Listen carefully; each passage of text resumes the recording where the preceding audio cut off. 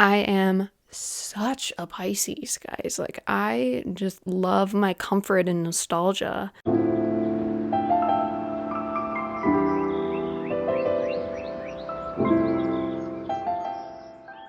Hello, and welcome back to another episode of the 20s Detox. I'm Bianca, your host, where we dive into all the things I'm learning and unlearning in my 20s to elevate this decade. Before we get into this episode, make sure to download the episode, send it over to a friend, and I'm also really trying to get 40 reviews on Spotify. I don't know if we can do it. If we can, if you've been listening for a while, then review it, And it's just a very simple way to give back. I'm going to be turning 26 in about a week, and I did this episode a couple years ago that did really well where I spoke about my lessons that I learned in my year, because I don't really go by the normal like January, New Year, my lessons. I like to live more by the seasons, which is, if you still want to learn how to do that, I have an entire guide about it, a workbook to not burn yourself out too much and just be more in alignment with the energies that are outside. But also I like to reflect on my birthday, almost like I can pat myself on the back being like, wow, I learned some things that are profound. And it doesn't matter what age you are, although I cater to people being in their 20s. It doesn't really matter what age you are. There are moments where you're really questioning, like, am I just staying the same? Am I just staying the same and nothing's changed? And when you just take the time to journal out like small, tiny things that you have been learning or have learned in the last year, it gives you the moment to just like pat yourself on the back, being like, wow, we're doing something. We're going somewhere. I have a paper here, but I was also thinking that I wanted to do this a bit more like authentic and also with my intuition and what comes up. The first thing that I've realized is, and this might help people who are going through a breakup, a friendship breakup, or somebody who has difficulty with someone in your life that are still in your life. When you wake up, like maybe you are somebody that is like me and puts the rose-colored lenses on people and always see the potential in them, and then maybe not even the first time, like 5 or 6 times down the line, you're finally going to wake up to who they are, and you make the decision, oh, do I want this person in my life or do I need them to leave my life? Sometimes it isn't so black and white, and they could be family members. That's a whole other thing to try and figure out. But I used to beat myself up because I'm a very empathetic person. I'd be like, how did I miss this? How did I do this to be so blind to who they are? Question if the love was even real with these people, if they actually really did care about me. Something that's really helped me process that and just come back to the energy of love is realize that all the goodness that you saw in them, all the special qualities that you see in a person, they are reflections of yourself. And the spark was there, the beauty was there, the love was there because you were able to be brave enough to step in that energy of love. It's not always on them. We kind of always place like my reason for being in love or to feel these feelings is because of this person. And that's not the case, because you would probably feel that with any person that did anything. There's specific people in your life that you fall in love with or that you truly love because they're your friends or your family. And when that sometimes gets shaken up or things change and you go through a breakup, whatever it is, you sometimes think like that love is completely gone and it's never going to come back. And the reality is you brought the love, every bit of love that you felt with that person, you were able to see. I'm not sure if I'm articulating it as well as I would like, but if you're able to fall in love with somebody because you recognize their childlike joy and how much they love life, you're able to recognize the profound love in that moment and also in yourself. Like you're also able to give yourself that love too. It isn't because of them, and if whether or not they're in your life anymore, that love, that type of love and that type of joy is immediately gone because you were able to feel what it was like to be recognized with somebody buying you flowers or performing these romantic things that when they're gone, you can't have that anymore. The whole thing about like giving it to yourself is because it's there. Like love is in every crevice of every room if you choose to go that way. Maybe that's my lesson right there, is like love is a choice and you choose to feel the love or be in love way more. You have that power over yourself way more than you think. Because we put it on the other person. Oh, it's because they did this or they did that made me fall in love or not in love with them. Yeah, like we have the choice of that. We have the choice to love somebody even if they are not performing all the things, because you can see so many infinitely aspects of them that you're like, oh my God, love, that's love. It's so cheesy, but it's also a very complicated concept to try and explain right now. But I'm just realizing about love in general that it is something we have the ability to access at any point. You know, in meditations, they're like, you know, this stillness that you're feeling when you're really calm and it's all bliss, like you can return to this moment whenever. We can also return to moments of love whenever. We overcomplicate life. We put it on the pressure of somebody else. Like something I'm struggling with in my personal life is like I keep putting the pressure on other people in my life to bring that love to me, when I'm like, hold on a second, like I can bring that love to myself. And I put too much pressure on them to always give it to me when I can also give it to me, you know? It also can be like the fueling of like miscommunication, because you are, say, wanting your partner, your boyfriend, your girlfriend to do something to you, take you on a date. And because you put all of the pressure on them and yourself to have this one person be the reason you feel in love, when they don't do something, it can cause resentment, it can cause arguments, it can also make you freeze up and not know how to communicate with them.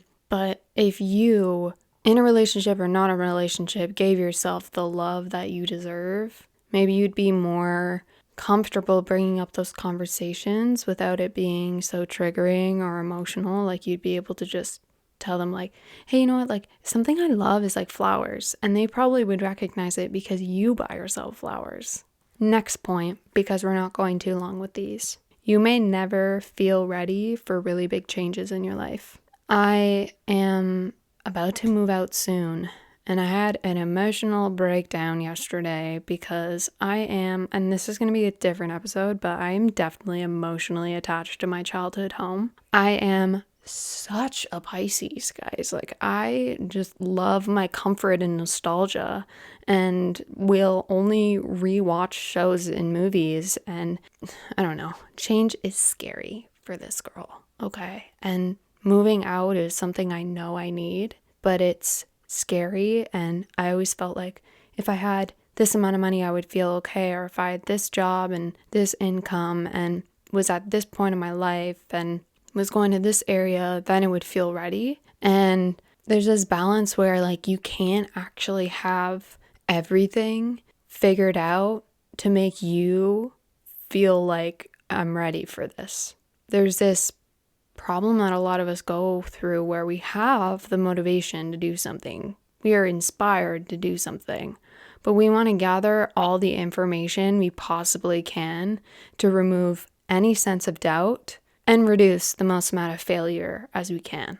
It's good to remind yourself that nothing is permanent and you can change your mind. And you have overcome shit in the past where things didn't work out, so you can do it now and you can do it whenever it happens. Like I have friends that had unexpected pregnancies and babies, and honestly, if I was in their situation, I feel like I would be like shitting myself. But then I see how one girl in particular, she's doing it with so much grace and honestly like is an incredible role model for me, and didn't let the like societal standards of like, should I have a kid before or after marriage? And I have a neighbor who had a kid a lot younger and then got married. And it's like, guys, people figure it out. Like we figure it out. Why do we think that we need to have everything cookie cutter perfect before reaching certain milestones? Like, I keep coming back to the thing where, like, if the opportunity didn't present itself, then you wouldn't be ready. Like, the opportunity is there.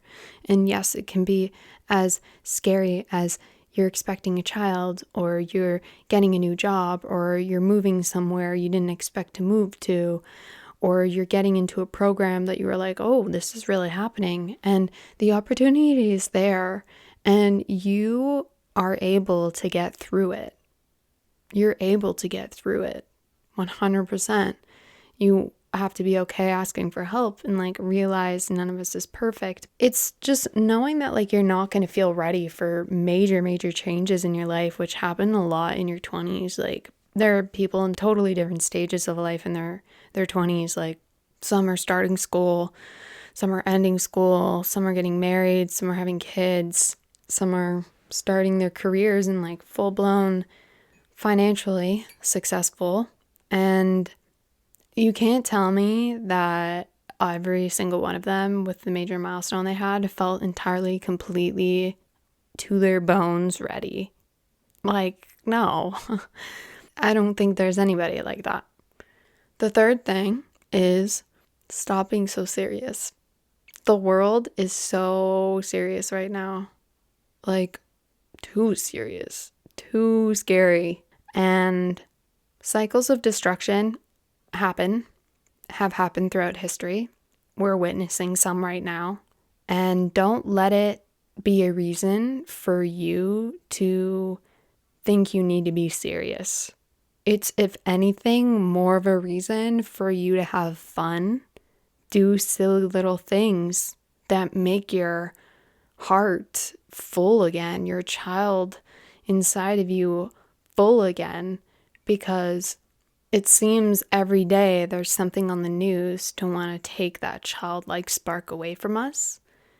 And I think more than anything right now, we need to have people who are spreading joy and happiness and support for communities that need support. Like, don't get me wrong, like, cry, feel what you need to feel, but don't let it take your spark away and make you all serious, especially in youth, young adulthood, where we are possibly feeling a bit of the pressure to understand everything about politics and everything about investing and finances and your career and healthy habits and lifestyle. Like, I think it's wonderful to educate yourself, but don't get too serious that you're forgetting about being a kid again, because we're going to eventually realize, I'm already at that point. Maybe you're not at that point yet, but soon, where you're like, man, I would love to just be a kid again, where I didn't have all these responsibilities and pressures, and I could just like frolic in the forest for a day and not worry about if I got enough work done. When do I need to make dinner? What should I make for dinner? Did I save enough money for this month to be on budget, etc., etc., etc. We already are defaulted nowadays to be more of the parent. Don't neglect your child. Book time in for your day to make your child happy. I need to listen to this more, and I would recommend getting friends on this journey with you, because I have a friend of mine, she's so incredible with reminding me to do little things like paint, draw, go outside and toboggan, and make your little child happy, because yeah, we don't do that enough. Actively give ourselves like joy, for sure. Another thing that just came in my mind, because I'm an extremely empathetic person. And when you become hyper empathetic, like really empathetic, you're starting to really build your awareness. You start to occasionally view people and things that happen with less attachments. And for me, when I'm like some of the worst things that people have done on this planet, I'm like immediately thinking about what got them to this point. How were they raised? What were they conditioned to do? Being empathetic for the good and the bad. And I think one of the major lessons that I've learned is I've always been that person. I've always been the person that could see why somebody bad would do something. Somebody who would do something bad. We all do good and bad things. But somebody did something that they shouldn't have done, whether it was to me or somebody else. I can understand where they might come from. And as somebody with that sense of empathy, it can get really confusing up in your brain. It's hard to know where your values lie. So what I've learned to do is I can hold space for somebody and be like, okay, I can see where you came with that, but I'm going to let it stay there. I'm not taking that home with me.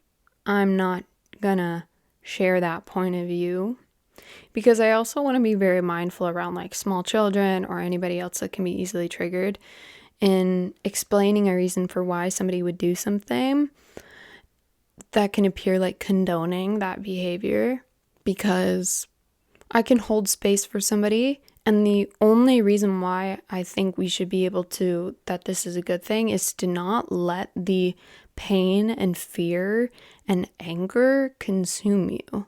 To not let it consume you how, I don't know if some of you guys have been thinking about this in the past year with recent political events, but you're like, how can this human exist with this madness? How can this exist? Do I feel like I'm living in the Matrix? And then you go through the next phase of trying to understand where this can come from. And I guess my point is, for people with high empathy, is use this gift as a way to see where they're coming from. Don't let it question your values. Another thing that I've learned, and it's about finances. I am more on the rigid spectrum of trying to manage my finances in fear of losing it all. And I was talking to one of my friends recently about how a lot of us have this fear. What is this fear rooted in with not having enough money, needing to work more, blah, blah, blah. And it's probably because a lot of us are just afraid we're going to reach these extreme lows of being completely and utterly homeless. And we don't want to have that. And you might think no, I don't. I don't reach those points. Okay, but think about what this intense being chased by lion fear is coming from when you are not getting your paycheck on time, or you feel like you're not staying on your budget this month, or you just spent $100 going out for dinner and you're afraid of that. And I think this is something I'm still learning, that I need to be more comfortable knowing that I'm allowed to spend my money as a way of investing myself. And that really means that I need to start spending more time with people and choosing my circle with people that have a better relationship with money. And it doesn't mean by age, because I think a lot of older generations right now are more afraid because they need to make sure they maintain their money for retirement purposes. We're not at that stage. And it's nice to be surrounded by more youth that are carefree when you have issues like myself that are so rigid and frugal, to the sense you're holding onto your money for dear life for the apocalypse kind of thing. But here's the thing, during the apocalypse, what would your money even be used for? Not much. It's just kind of relating back to that childlike thing, treat yourself, have fun, don't worry about holding on to your money for your whole freaking life. What are you waiting for? The next thing is a little bit more personal, but that's okay. I know that some other women out here would, not just women, men and women, I'm sure you've had moments where you're I wish my body looked like this. Social media can be a very, very toxic place, and not intentionally all the time. Because there can be just a girl doing her makeup routine or doing a workout routine. It's not for malicious purposes, but we're seeing so many people, so many different types of people, beautiful people, that you can sometimes question, am I enough? I don't look like that. I'm currently watching this in my bed with sweatpants and a sweater on, no makeup, tired after a long day of work, and don't look anything remotely close to that person, probably, having a breakout here and there because I struggle with acne. And it is very easy to like think you need to be more to be lovable, deserve respect, and being worthy on this earth. And I can catch myself wanting to change parts of me, wanting to feel like the need to like work out a lot more, or like eat certain foods so that I can look a certain way. And then I'm like realizing this is not what life is about. Like, life is not to be like this. I saw an older lady on TikTok with this whole thing that's on social media and YouTube. It's been around for a long time, like this glow up diaries. Like, this is my glow up routine. This lady was like, who cares? Look at how beautiful nature is. Look at how wonderful it is to have a conversation with your friend on a Saturday morning. Look at how beautiful it is to see the change of seasons, to go on that vacation that you've worked so hard for, to lay outside in the sun and look at clouds. I don't want us to get too wrapped into self-maintenance. I have an episode about that. There is a difference between true self-care and true self-maintenance. And self-care is not with a phone. It's not about applying a face mask. It's not about self-tanning. It's not about even going to the gym for the purposes of your body physique. It's about how your soul feels, your body feels afterwards. You feel more in love with life. That's what I was talking about in the last episode. You feel more in love with life. And I am slowly realizing more and more and more that real, true love with friends and family and love, like romantic lovers, is when you can be quote unquote ugly around them and seeing how they love you regardless. And you're like, why have I been stressing so hard to look picture perfect? Why have I been stressing so much about the pimples on my face? Bella Hadid said it, like, I'm stressing about the pimple on my face, but my legs are walking me to work. My heart is beating blood for oxygen to go through my body so that I can live. My brain is working for me to form thoughts. Like, stop. Just stop. And also, aging, reaching your late 20s can seem scary, especially even more frustrating when you're still dealing with acne, but that shouldn't be a focus on your life. Like, really remember that. One of the things I heard recently that altered my brain chemistry was, you have to remember, hundreds of thousands, millions, I don't know how many people, millions and millions of people fell in love with features that created your face, that created your body. So that's just proof right there that you're lovable for the way that you look. Like, not just the way that you look, but like, for so much more. I know one day when our spirit selves are passed on from this life and might reflect on the last life, I know they're not going to be like, oh, I wish I worried more with how I looked. Like, no, honey. No, they're not going to say that. They're like, I wish I enjoyed more of what this experience on this earth is like, and doing things and working less. Yeah, 25 was huge. I am so much more grounded and happier almost 26 than I am 25.